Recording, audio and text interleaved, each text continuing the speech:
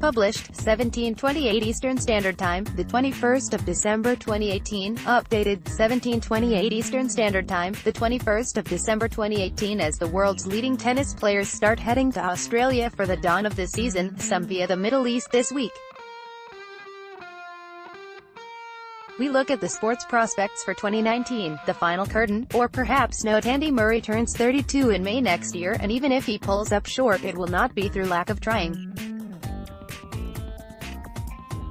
He will head to Australia after a stint in Miami of the kind that was a precursor to so many successful seasons. Andy Murray faces a tough test to return to full fitness after managing only 12 matches in 2018. The evidence of 2018, when he managed only 12 matches, winning 7 of them, was inconclusive, and only if he starts to play regularly will we know if he can be a serious challenger at the top of the game. Starting with a ranking of 257, he will be at the mercy of the draw, and the kind of luck he receives will be a major factor in how swift his progress is. The amount of matches he wins will correspond to how fit he is and whether his prolonged visits to Philadelphia-based reconditioning expert Bill Knowles have done the trick. If he can reach an approximation of full health, a return to the top 20 will be the first stop. 2's company, 3's a crowd. Given a following wind, it is quite conceivable there could end up being 3 Brits in the singles top 20 by the year's end. Having had his tonsils out in the off-season, Kyle Edmund can hopefully acquire the physical toughness to progress from his ranking of 14, which could initially take a hit when defending hefty points in Australia. Jo Konta began the year as a top 10 player but dropped to 37th after struggling at Grand Slams. Jo Konta has another new coach, Frenchman Dmitry Zavilov, and late in the season there were signs she may be able to rediscover the winning habit. Dan Evans will look to regain a place in the top 100 alongside Cam Norrie.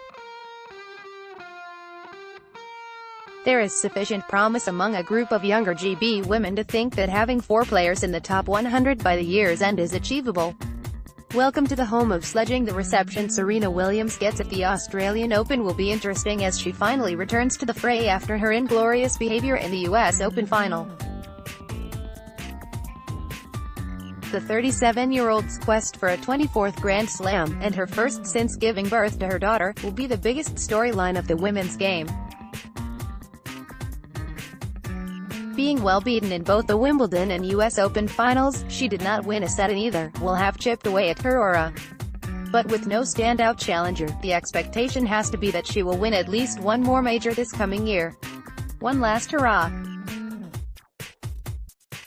Tennis will shudder at the thought, but it is possible this will be the last full year played by its biggest draw card, Roger Federer. It is possible this will be the last full year played by fans' favorite Roger Federer. The key, you suspect, will be whether he is able to avoid repeat beatings at the hands of lesser players and go deep into the tournaments he enters.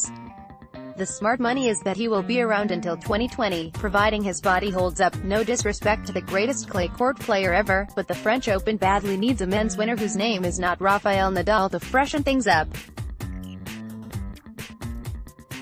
The likelihood is, however, that if anyone can beat him there, it will be Novak Djokovic.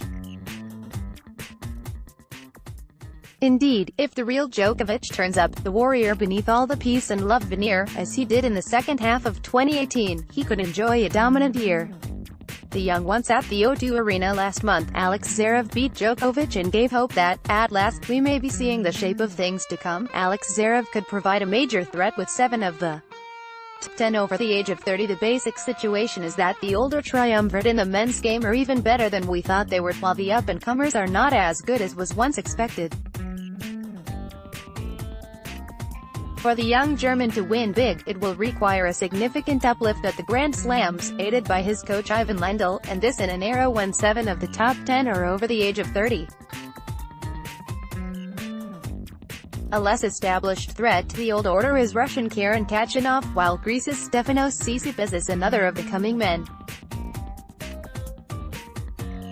The women are different. The WTA Tour has the opposite problem to the men's circuit. They've had arguably too many contenders at the Grand Slams. The last 8 have seen 8 different winners, and not enough stars. A welcome development would be the hugely talented Naomi Osaka managing what others have failed to do in recent times, become a serial winner to build on her US Open triumph overshadowed by the Williams histrionics. The new name to conjure with could be Aryna Sabalenka of Belarus. Get your act together. This will go down as the year when those of us who have warned for a long time how tennis will be badly hit because of a lack of coherent governance had to watch the chaos unfold. Among the upshots was a consortium led by a Spanish footballer, Gerard Piqué, taking control of the Davis Cup, whose new format has everything to prove when it debuts in 2019. With a surfeit of competitions, a big opportunity is being missed to maximize the appeal of team events, and something will have to give. With some of the biggest stars approaching retirement, and the rulebook in need of an overhaul to maintain the fan base, there could hardly be a worse time to have internecine warfare. It almost reminds you of a much more important omni-shambles beginning with the letter B. Reasons to be cheerful despite that, all is not gloom. Tennis retains a global pull that is the envy of almost every other sport, and it has an underrated calendar that allows a compelling narrative to be formed, with an early major kicking things off in Australia and one world tour for either sex going through until the autumn. Compare this to golf, another wonderful individual sport, whose 4 men's majors this year start in April and will be all over by late July, with the US PGA having moved to May.